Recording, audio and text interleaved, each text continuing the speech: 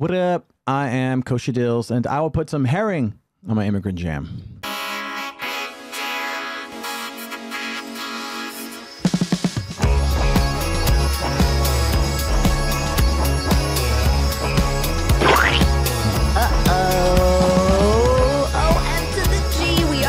With another beautiful episode of Immigrant Jam, the podcast. I'm your host, Lucy Poe. Welcome back. If you've listened to us before, welcome. If you're new, this is a podcast celebrating all things immigrant, one immigrant at a time. It's a fun time. It's beautiful. It's fun. It's amazing. It's delicious. It's nutritious. We're going to get into it. Today, my amazing guest is Rami, a.k.a. Kosha Dillz. He's a rapper. He's a comedian. He is a Billboard charting artist, baby. And he's also a cast member on Wild 'N Out. Ever heard of it, motherfuckers? What? Welcome, Mr. Kosha Dillz. Thank you for being here. Thanks for having me. You put herring into your immigrant jam? Yeah. You love herring? I just thought, I think it's underrated, and throw it on some matzah or some challah bread, and I don't know. Herring on challah? Yeah, Whoa, it's just that's wild. Someone got sweet and salty. I messed with this rabbi he used to live in Poland. He lives in LA now, and he was just put me up on herring. He's like, yeah, I'm a herring, man, herring. Poland and LA is like herring and challah. Yeah. Poland is herring and LA is challah. If LA was bread, it would be challah. Challah. There you go. Where did you grow up? I grew up in Jersey. In Jersey? Oh, no, it is perfect. Yeah. Edison, New Jersey.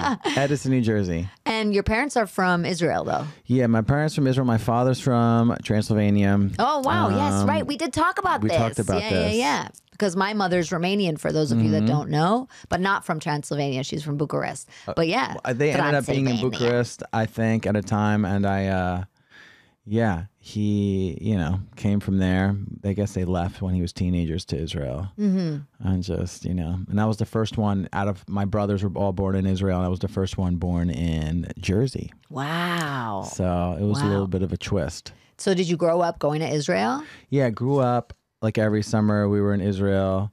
And the Romania thing just really didn't. And I only bring it up because that's where you're also a Romanian Jew. Yeah. Yes, so it's definitely it was just definitely interesting how my mother's family was, and then my father. My mother's side is from Poland. Okay, and so interesting. Like how? How do you mean? Just they're because of the communism and stuff. They're super detached from religion. Once they got detached from religion in America, you know what I mean? They're just they're just very. Yeah, and I think that also that generation, if they were intellectuals, that didn't mix with religion. Because my grandmother, my great grandparents on my grandmother's side were very religious. My great grandfather was the head of the Jewish community, whatever, in their town. And they were very religious. And then my grandmother and grandfather weren't at all. So my mom wasn't raised with any religion in her life at all. That's crazy. So that's why I always feel a little bit like a not a fake Jew, but a bad Jew, because I didn't have a bar mitzvah. I don't really. My father didn't either. I was just trying, and neither did my aunt. And my mother said that I guess they didn't have any money, so the school gave them all bar mitzvahs in Israel. They gave the entire class. Oh, they threw a party for them. But I'm like, come on, you should get one. He's like, no. And I'm like, group bar mitzvah. Yeah, group bar mitzvah because not everyone could have a party, afford it. Not like today where everyone's just spending tons of money on bar mitzvahs and bar mitzvahs. Right. But you had one. Yeah, I had one. I had one in Israel. It was cool. My brother did. I think some other my relatives had them in Israel, or maybe my Israeli brothers had them in America. And But you grew up speaking Hebrew, I'm guessing. Yeah, it's interesting. I grew up speaking Hebrew. Then, Hebrew is a language that makes you feel really stupid if you don't know it. It's sort of don't worry, we'll speak English with you, And I think it's better that I try my English with you. And don't butcher our language. So you're like, oh, I'll just speak English. You see, so many Israelis will do that. So I forgot Hebrew. And then I learned Spanish at 12, just really picking up Spanish quick from school. They say there's you learn languages mad quick if you learn them by 12. There's something in the brain. Is that You've heard that? No, my grandma was actually a language development psychologist, and she told me that like the language Flex. yeah. And she told us that like if you kind of like boil it down to like the language center in your brain, it like closes like between like 11 and 13, like it's done. After that, you can never learn a language like it's your mother tongue again.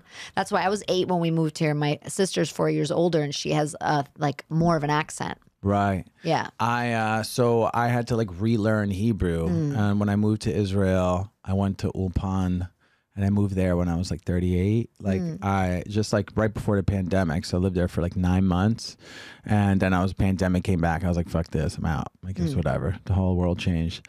So I was like waking up and going to school, and everyone else didn't even speak English. They were speaking French or Russian. And they were, people were just learning every day. And it's to really, because now you have all this stuff that you learn as an adult, which is mostly like guilt, shame that you don't know. So you're like not, it's funny, I'm hearing this immigrant choice, like you're not immigrant enough, right? Do you feel that?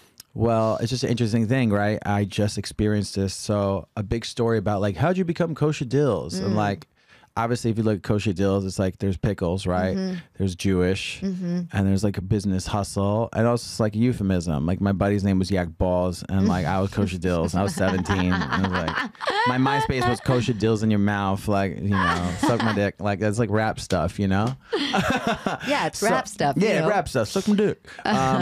But my name is Rami, and my middle name is Matan.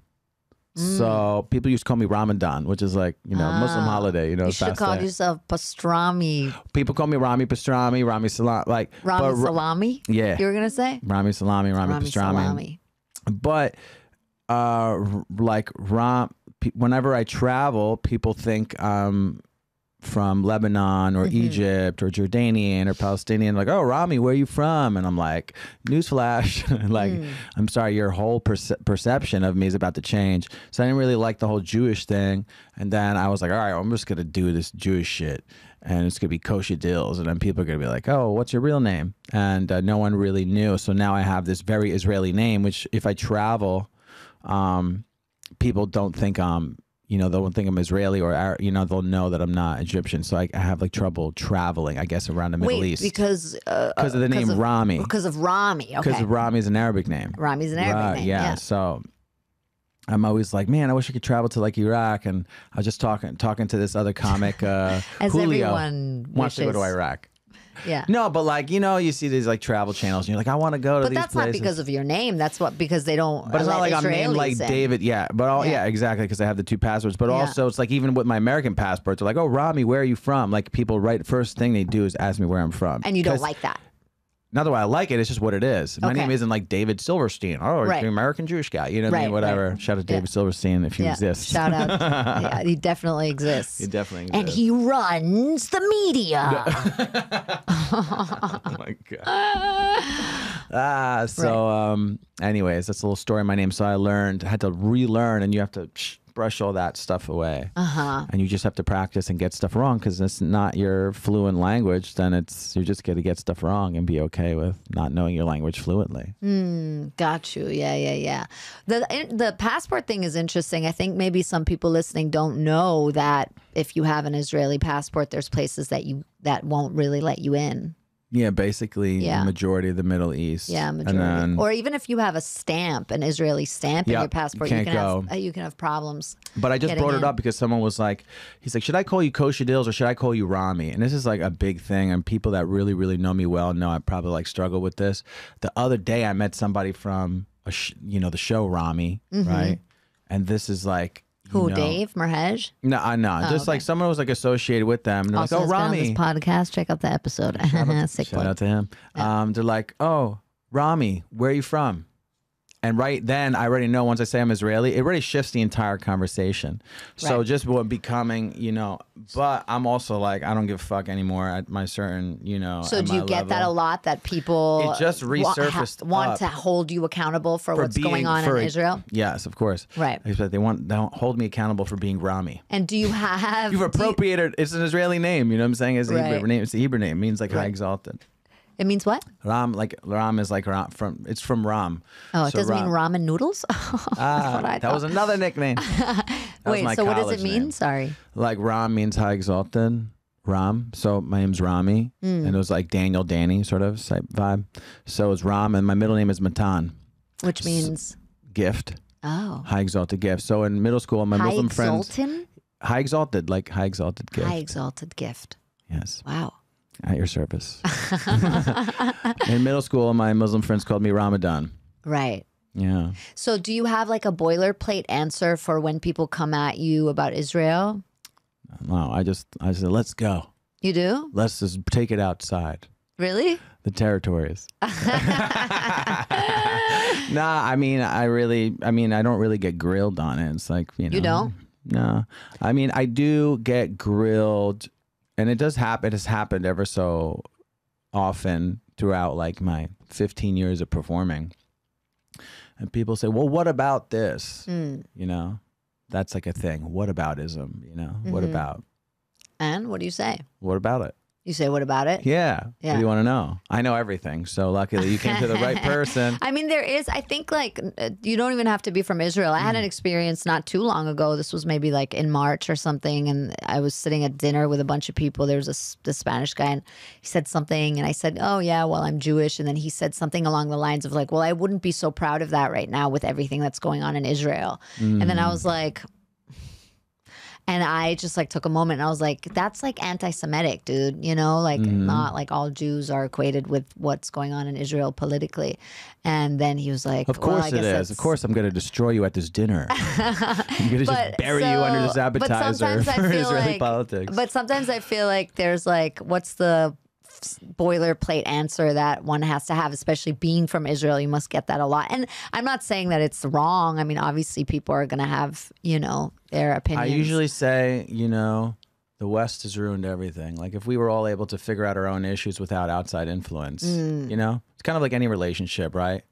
You know, Israel, Palestine. Everyone's like, oh, it's like really America, Iran. It's like, are we really dating, or is it your friends versus my friends with the best fucking advice of all people who are miserable friends giving us dating advice? You know what I'm saying? Tell us more about that relationship. You're like, oh my God, maybe should I? Well, you shouldn't do this. You shouldn't do that. And other person's like, well, you shouldn't do this. You shouldn't do that. And you're like, okay, what about us? We're the ones who actually have the issue, right?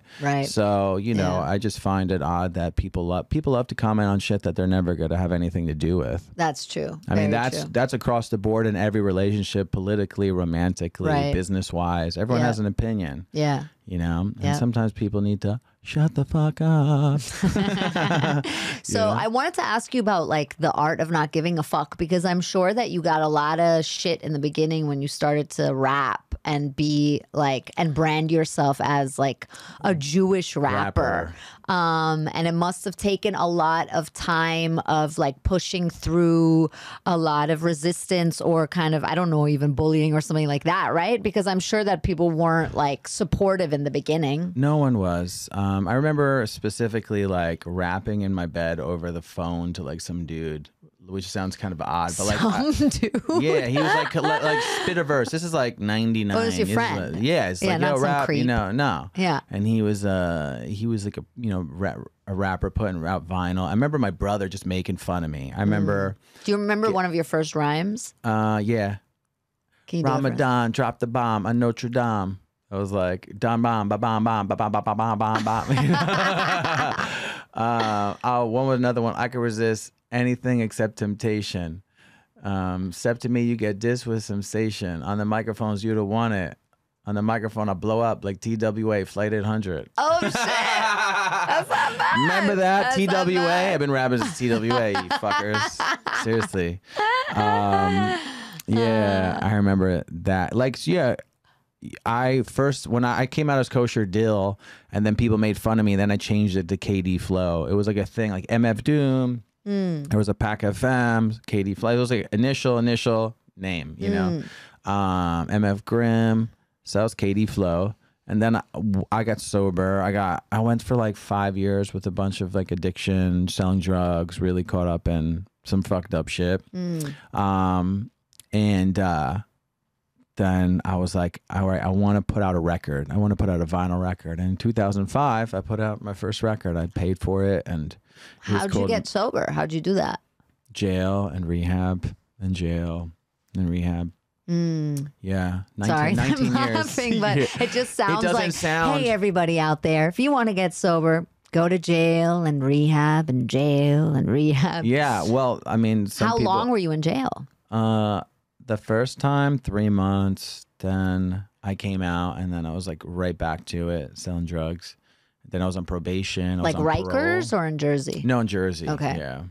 But similar to Rikers. Rikers is basically a place that they hold you until you go to state prison. So when you say you got sober because of jail, was it because you were in withdrawal, a lot of prison. Or because of what you faced about yourself? What I was facing legally. Okay. Yeah. Right. I was in a sting operation. This fucking stung me. And you mean the sting operation was about you? Yeah, like that was set up on college. That must feel good for the ego. You're like, yeah, they set was up like a my whole first sting operation for me. It was my first agent. That's funny. Your first agent. Yeah. Yeah. Who are you with? FBI. Amazing. Who's repping you? So loyal. I mean, they will find you anywhere you go. I prefer, honestly, I've had better dealings with the ATF, but FBI is a solid follow-up. What's the ATF? Alcohol, tobacco, firearms. Oh, okay. Who books that? Oh, the Attorney General. Yeah. Nah. Yo, let me get Talk about a live nation. Whoa. Keep going. So being in jail made you face yourself, or it was because you were like, if I don't stop this, I'm going to be in here forever? Yeah, and I was definitely like praying for like some sort of change. I was like, I need to get arrested or go back to those meetings that they made me go the first time. And so I got arrested like 18, 19, did time from 20 to 21, and then 22 before turning 23, I got arrested. I was in jail for a week, and then it was like in inpatient. So like rehabs, three-quarter houses, and then out. And then just, so it's been 19 years. What's a three-quarter house? It's like a house that like most people are on probation or parole. They all have like some sort of legal issues. Maybe some people are just getting their new life back in order. They were fucking at rock bottom, and there's like curfews and shit like that. So you got to be in. Were you rapping at that time as well? Yeah. Was that like keeping you sane? No, I mean it was just like I was just like starting to write and just like going to like 12-step stuff and just going to counseling, outpatient, and going back to the old old rehab. I mean, in 2004 is when I got sober. So I put out a record by the end of that year, and then like MySpace came out, and then I started uploading songs to the internet, and then that was like game changer. I was meeting people from all around the world. How would you, if you had to describe your experience in jail in one sentence, what would you say? I think, I don't know. It was like humbling, maybe. Humbling, maybe. I don't know. Don't want to say I learned. It was just like a lot of the issues that you have there come to surface. Like I was like, yeah, I like to talk. I'm like, I should shut the fuck up sometimes. You know what I'm saying? Like, maybe if you don't shut the fuck up in jail, like you'll get into a fight immediately. I got into like 5 fights in like my first 2 weeks, and then I learned really quick I should just keep to myself. But it was like, hey, But now you're a performer who talks into a microphone. Yeah. So I guess it's so interesting. Like, I think one thing I did learn in there was a really great habit was just the power of writing. Like I was just like, write anything. Like every day I have this exercise. It's called getting the blah out, which is supposed to like your daily pages. It's just like Lucy pulls carpet stuff and the coffee didn't work. Anyways, yeah, I should go jump off fucking Lucy Dunkin' Donuts. Carpet. Yeah. Dunkin' Donuts diving board, ... Anyways. Like free association, basically. You're freestyle writing, and you're like that, because these are like actual thoughts that are coming through my head anyway. Lucy pulls carpet, Dunkin' Donuts diving board. Stop talking about my carpet. I don't have one. I get a Brazilian regularly. No, I was talking about. I know. Okay, but wow. Do you still do that? Do you still do that? Is that something you still do? Yeah, because it just like every day. No, but as much as I can. Did that whole experience? Because I'm like, I think it's so fascinating when people change, like truly change their lives. You know. I want to say that I still have things that I have taken from jail that I've brought into my regular life. Okay, tell us. It's like not dropping this song. Yeah, well, the idea of like just bathroom etiquette, like right, because you're going to bathroom in public in jail, so they shut the door, and then there's like towels and like there's a whole thing. There's like a string that because you have a bunkie. So you'll like block this entire door with a string and throw a towel over it while you're going to the bathroom and the person's right there. Oh, okay. So you could like do things that'll like, so a person's not going to hear. So you the courtesy flush. Courtesy flush. The flush while it's going, while it's dropping. Yeah, courtesy flush is important. Yeah. Also running with other sounds, possibly running the water and this, that, and just like, it's from jailing. So if you ever meet someone who's doing that, I do that. I wasn't in jail. There you go. But I got the jail mentality. Yeah, baby. That's great. It's great. No, but yeah, the courtesy flush. Oh, I never thought about that. Of course, you have to have just little things that don't. You should never sit on a table. Why would you sit? Why would you put your ass where someone eats? Or you sit on a picnic table and you put your ass where someone eats, and then all of a sudden somebody's gonna fight you. What if it's a nice ass? I mean, that's a whole other different conversation. That's true. Yeah, and it's not my table, not my ass, so I can't really speak on it. Yeah. Okay, so you carried those things over. Yeah. So try not to sit on a table. Tables, bathroom etiquette. Just a lot of that. Yeah. It's interesting. Card game stuff. But yeah, I don't know. Card game. Oh, I thought you said car game. Card game stuff. Yeah, just different. Oh, also jail. There's this is funny. And I haven't even thought about this because I thought this was like immigrant stuff, but so it would be like INEED, like we're speaking through a window. So there were ways to like speak through to the other part. Yeah. Right. Yeah. Like sign language almost. Yeah, but it's like jail language. It's like I see you, you know, you. Over. Good thing this is a podcast. Yeah. Right. Was that a thing in jail? Like the immigrant thing, like the Israeli thing? Did that come up? Well, there's like funny, like 5%ers, there's Muslims, there's like a lot of drug addict dudes, like heroin shit, not more like, you know. Yeah, I was just definitely like not. There was another Jewish dude there, I remember. It was Indian. Yeah, it's very like segregated for what it is. Right. But what I was saying earlier, what I started to say was that I'm totally fascinated by people who like truly change their lives, you know, like really. That's like a process too, because you change your life and then you're like, I changed my life. I haven't drank over 19 years. Got high in over 19 years, but then like I'm doing work now on my shit that's like mad different, just like because you have so much trauma from like a lot of shit, you know, for like stuff that happens to us probably isn't normal for other people. What do you mean us? Maybe people that have gone through like addiction and stuff like that. Oh, like it's normal to have friends who have died, like multiple friends who have died from overdoses or seen something or, you know, been in a armed robbery or things like that. And maybe other people just don't. And then you realize it's like trauma that kind of carries these, you know, then they become comics. Yeah. But you were always funny, I'm guessing. You're always making people laugh. It's kind of, that's a whole new journey. Like I know about it because like my lighthearted, people would say, what kind of rap music do you make? I'm like, I make lighthearted music to deal with my darkness. Like, oh, you know. And is that true? Is that it truly helps you deal with like the dark stuff in your life? I feel like no one would believe if I didn't, like my physical doesn't kind of carry through like the shit that's going on within me. So I'm like, all right, let me make a fun song about Hanukkah. You're like, or make a song about sweatpants, garage sales, which I have. You okay? Yeah. Yes. Exactly. That's the stress chicken. That's what it's there for. It's the stress chicken.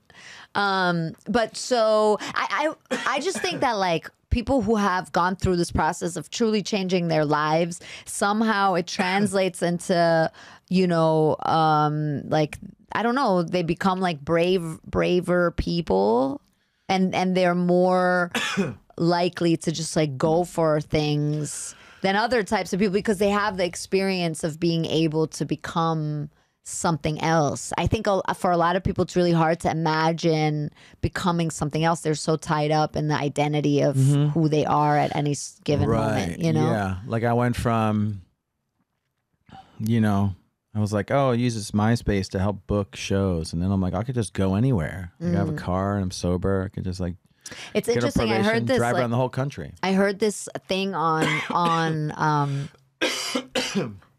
are you okay? Keep going, yeah. Not mentally, but yeah, I'm fine. I heard this whole thing about how we're like our brains have a hard time connecting emotionally to our future selves, which is why it's so hard for most people to like implement change that takes a while to like you know, be visible or be actually felt. And so, but what you did is that thing where you have to take it one day at a time, right? And then all of a sudden you're at 19 years and you're like a different person. Fucking crazy. Yeah, that's crazy. But so I don't know if either like people like you have the capability of connecting to their future self more than most of us, but I just feel like there's something so fascinating about people who are able to do it, because there's so many people who aren't. And then I always wonder, like, what is that? What makes the difference between someone who is able to turn their life around and someone who isn't? Because most people want to, especially addicted people or people who go to jail or, you know, or have problems like that. Most people want to make that change. A lot of people can't, though. So I always wonder, like, what makes the difference, you know? I think, well, for me, I just didn't want to go to like prison for a long time. Right. And I had like this experience where like I had a massive amount of drugs on me when I was running from the police and they didn't find it.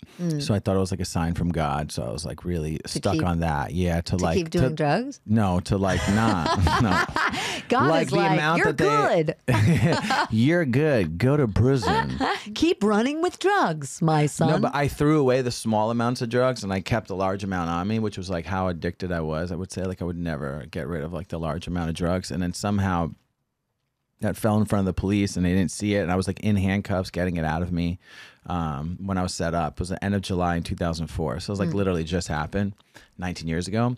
And I thought like, I remember for the first year, 2 years, 3 years, I was like stuck on like that story. I was like, all right. And then, you know, physically you change and then you're right. And then I started going out to LA and I'm like, I'm going to go to LA. I'm going to just leave everything.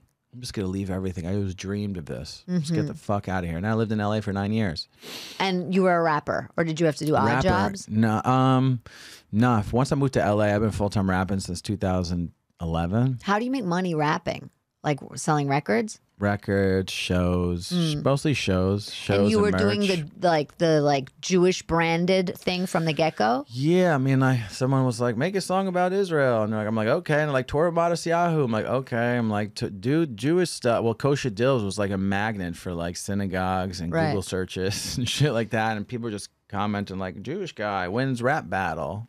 Are you very religious in your private life? No, I just think I'm very strong identity. I love, because I didn't like being Jewish, and I had an experience of people kind of like teasing me and not really wanting to like adhere to any religious vibe of it.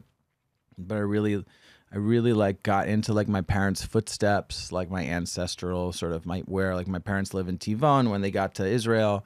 Like I went to Poland multiple times to concentration camps to see where most of my family was killed. My father, on the other hand, like hates Romania, doesn't ever want to go back. You know, they don't like it. And I was just with my aunt too, his bigger sister, who was really like a source of information. She's a Holocaust survivor, but she like the war ended like right while she was getting rounded up. So where was in that? Romania. In Romania? Yeah.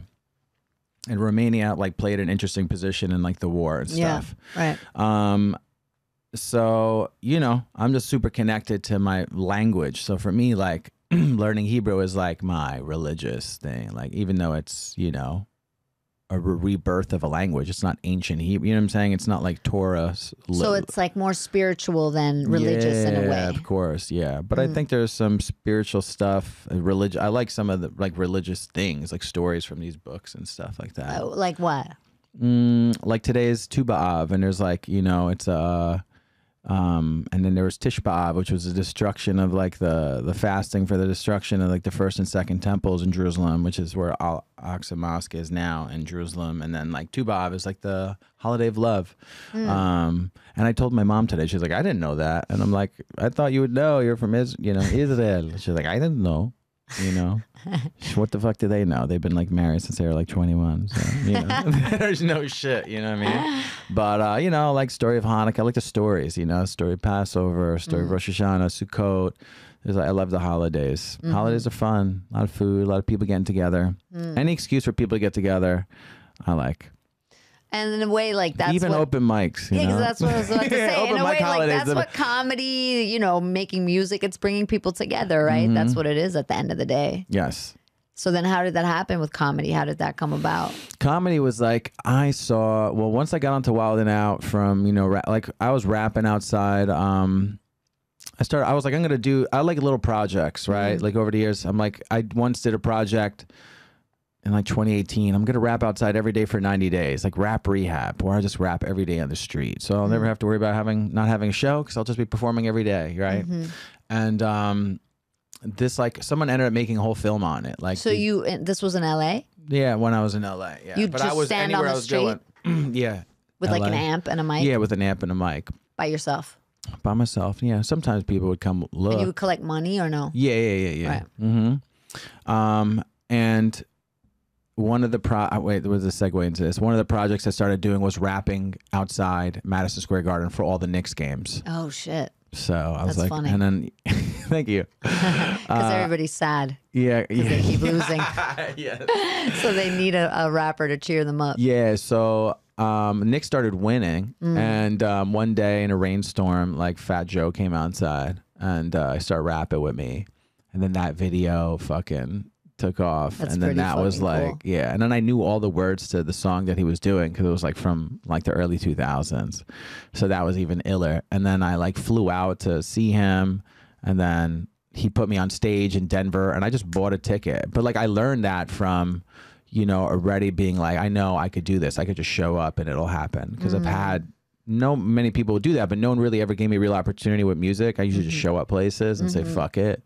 What's the worst thing? Like, it's better than jail. You know what I'm saying? Like, I'll go anywhere. I have money. I'm not going to be homeless. Right. And that got me the audition for Wild 'N Out. I went in there. I was, rapping, and I'm like, I need to become funnier, right? I'm like such a serious, like I had such like something to prove. Like I need to prove something to everybody. I got to prove it to you that I belong here, and like you're here. Once you get into like something that's really dope, like let's say you get your first TV show, first acting, and then you're like, I just have a couple lines, but this is the real actor. You're like, oh my god, this is the real directors. These are just fucking sideshow Bobs. Right, because we're all like a Sideshow Bob, but Sideshow Bob is on fucking Simpsons. You know what I'm saying? Right. So I'm like, you know what I mean? Like, just don't forget that. And I was like, yo, I could fucking do this shit. I got a fucking credit that everyone wants, like a TV credit. And people from Wild 'N Out like are killing it in comedy right now, like Maddie and just a lot of people, like 85 South. And I'm like, yo, I got the golden ticket. It's Willy Wonka, this shit. And I'm like, I start getting up and I'm like, I don't know what I'm doing. I'm very nervous. Okay, and now I'm start writing jokes. What's everyone doing? Posting clips. I'm like, okay, I could do this. And people are like, you're funny. I always told you should do comedy. Oh my God, I knew it since I first met you when you were 19, whatever. And I'm like, oh shit, this is fun, Now I'm just getting some gigs and doing comedy. And it's been, and it's fun. And you make it sound so easy. Yo, but. And then now I just fucking do comedy, But. Because I built the following from rap, you're not joking though. You motherfucker. No, I am joking, but also I'm not joking because it is like you just got to work, right? Put work into it, and then God forbid you work on something and it doesn't pay off immediately. Right. You lazy son of a bitch. And there's people like who want to go, and everyone wants 8-minute abs. You know what I'm saying? That's Everyone true. loves 8-minute abs. That's true. Mike, you have a hard out at 4:15, right? Yeah, I could pull another 10 though if you need it. Oh, that'd be lovely. Okay, If cool. that's okay with Lucy. Yeah. If she even wants to talk to me for another 8 minutes. Get out. Wow. And so how long have you been doing that? When did you get on Wild 'N Out? April of 2022. Okay. So you've only been doing comedy for a year? Not And it even. has? Yeah, like Wow. Okay. I remember I like rapped at the Chosen Comedy Festival, and I remember trying to like somewhat do a little bit of jokes in between the thing, and I was like, oh, this is like not normal, like to do comedy in an amphitheater in front of tons of people that are like sitting down and getting ready and kind of shit. I'm like, oh, like I started really working later, September, October, November, December, popping in, but like my first show is really January, February. I think I had my first really great show like in February, right? Where I was like, oh my God, I landed all these jokes. And I had somebody really, my boy Lee Paul, he was like, yo, run your set by me. He's like, took a long time. I was like, run your set by me. Just the same way I would run my raps by people that would be like for these battle rhymes and stuff for Wild 'N Out. Because, you know, Wild 'N Out is a comedy show, but every show there's a rap battle. Right. Of course. So Yeah, every that's the whole show, thing. that's like the whole thing. You're like, oh, it's rap battle time. Right. Yeah. White guy versus white guy. Black guy versus white guy. Right. Bald guy versus two people. Whatever, you know? So like for people listening that, you know, I think this is so cool for people to hear a story like yours. Thanks. And I feel like, what would you tell someone who like wants to do something and is scared to do it or thinks they can't? I mean, it's a stupid question because of course it's just like, do it. But what would you say to someone like that? I think you have to fail. Like people need to experience what it's like to get booed. And whether that's literal or figurative, Right. like where none of those friends are friends with you anymore, or those people don't understand you. Like you have to not be accepted to sort of like learn how to accept yourself in the quest for art. Like for me, I'm like talking to a lot of people about it, and I'm like, I need to figure out how to tell the story of Rami, you know, through this Kosha Dillz, and her name's, you know, this is like really interesting story. It's funny. It's like a funny journey. You know, I think it's really funny that my name, people used to call me Ramadan, and I'm like the Jewish rapper, but like that's ridiculous, but that's true. You know what I'm saying? So I'm like, how do I tell that? Because it's hard to tell through music. So for ultimately me, if you're starting out and you're like, do you want to just do music, or do you want to tell your story? You want to just do comedy? I think you should go and like go bomb, you know, like it's, yeah, like feels, get it out the way. And also figuratively, like you're saying, it doesn't, if it's not comedy or art, it can also be, you know, in a way just to make yourself vulnerable to failure is basically what you're saying, right? I think that's a very immigrant thing though too, right? And I always wonder that because obviously this is a podcast where I talk to like immigrants and first generation immigrants. So sometimes I wonder, like, is this shared experience that we all connect on as either children of immigrants or immigrants ourselves, that we have that sort of in our DNA, this like, you know, hustle and the not being afraid of failure, because in a way that's what like being an immigrant boils down to, you know. You need to get a lot of no's, like, I think. And yeah, ultimately, like my father, I remember he came here to New York, and I remember I was street performing. I moved here during the pandemic, and he worked, I think, for like $1,000 a month in some like warehouse in Greenpoint. It took like 2 trains and a bus to get there. And where I first went to set up was like over by the Williamsburg Hotel during the pandemic. So it was like you mean to set up to rap street outside? perform, yeah. And I'm like, when I came to New York, I'm like, wow, people are making money on the street, and there's like the whole industry shut down, sort of like now with the acting. You know, shout out to Fran Drescher. And I literally happened to be directly across from the building my father worked at without knowing. And everyone's like, whoa. My buddy was like, yo, that's kind of like, you're like walking, Full you're circle. like, yeah, your ancestral like path of like your family, or like where your place is in this country. And just sort of, you know, I think a lot of times I'm like, oh, I want my family to speak all these languages, and I need to be diverse because I'm so addicted to, like, my mother speaks Hebrew, I speak Spanish, I speak English, you know, I know a little bit of Italian, I speak, you know, this is, okay, how do we, it would be like almost nightmarish for me not to really speak another language and have that work ethic of the immigrant vibe of like, it's not work for us because we're just built to work hard, like it's like a natural tendency in our bone, and you know, it's like to So me it is makes passed down, you think? yeah, it's like it makes perfect sense for us to hit like 3 mics in comedy for a night with 7 people in the crowd or 12 people to try out new shit for free, because it's like, you know, you figure out money because you have faith that experience that, the money comes and money goes. You just said it would be nightmarish not to speak another language. What do you think speaking other languages does to you? I think if I was a superhero, like my ultimate superpower would be speaking every language, being the ability to communicate. It's so crazy how we all speak the same language, but we have more conversations in our head than with the people that we're supposed to be talking with. What do they think, or what are they doing, or and you're like, why don't you just have those conversations? So do you do that? Me, I'm someone who totally does that. I'm guilty of it myself. I think everyone is on some level, but for me, sure. But being able to speak another language, I don't know, it just breaks down stuff. It's okay, we could speak, Hebrew together, and it's fun because it's just basic. It's like learning how to walk again with new languages. You're just kind of warming up. Hebrew, you need to kind of try. You'll get rejected, and they'll be like, let's speak English. No, I think it's better if we try English. Okay. Right. Okay, whatever, Did you grow up with any sayings or proverbs or any wisdoms? I was thinking about that when you were saying. I did. Well, I was just thinking, what is something that they always just said to me? Ramshila, bolechol, like come to eat. I just thought come to eat, yeah. And even when I'm ever home, it's just come to eat, Okay, so, that's a very kind of what people expect from a Jewish family too, right? Yeah. That's kind of the stereotype around Jewish families, which I love. I think that's great. Time to eat. Time to eat. Although it applies to Italians too, and Latin Americans. But time for to sure, eat. yeah. How do you say it? Bolechol. Bolechol. Bolechol. Bolechol. Yeah.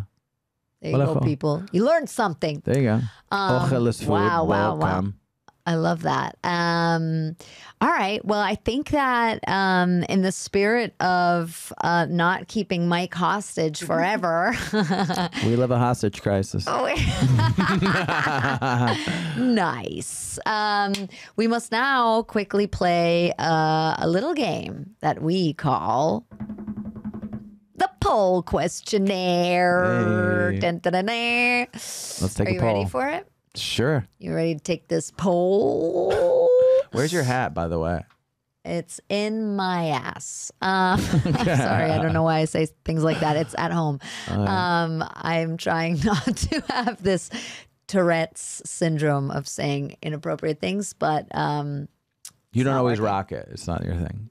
I rock it a lot, but in the winter, it's like a felt hat. Okay. Yeah.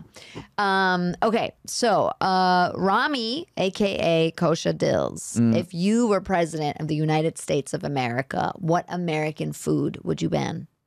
What American food would I ban?